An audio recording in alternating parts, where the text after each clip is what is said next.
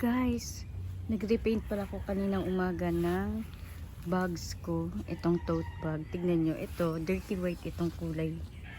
Nilagyan ko siya ng fabric clothes color.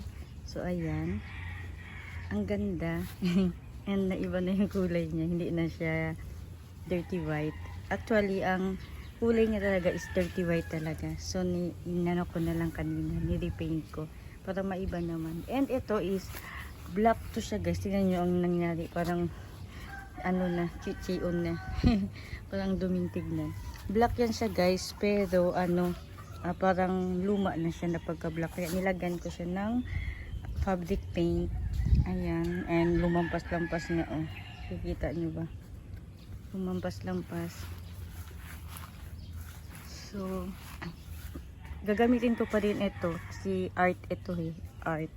Ang ganda. Pag natuyo na yan is pwede na yan siya magamit. And mukhang pangit lang siya. Pero maganda naman siya pag gamitin. So ayan guys. Nilaban ko na tong bag. Tapos nung natuyo is nirepaint ko na. Ang ganda ng kulay niya. Hindi lang siya ano attractive sa black. Kasi itim na itong bag. Hindi siya attractive yung kulay niya. Pero sa white and dirty white, attractive yung pagpipaint natin. Yung paint na napili ko dito is rose pink and yellow. So ayan. Ano ko na lang tawag nito, ginanyan ko ang kulay. Ang ganda naman ng ano niya, ang ganda naman ng outcome niya. So ito lang ang pangit para sa akin. Pangit siya tignan, pero gagamitin ko pa din siya. Basa-basa pa siya guys. Yan pa yung mga kulay-kulay niya. Kesa naman itapon. Ano na kasi siya.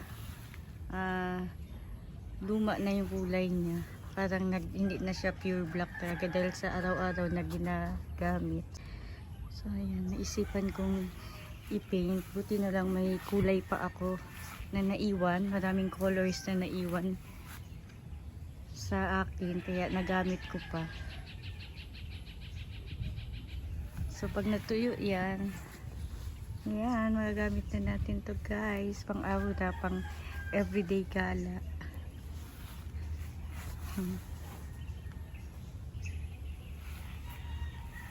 So yun lang guys, parang gustong umulan. May bunga ng papaya namin guys. Ayun na. Ayan yung laklak. Parang gustong umulan guys. Tignan nyo naman yung kalangitan. Ayan, makulimlim. So ayun lang guys. Thank you for watching. Don't forget to subscribe and hit the notification bell para updated kayo sa mga bagong post ko. Thank you. Bye!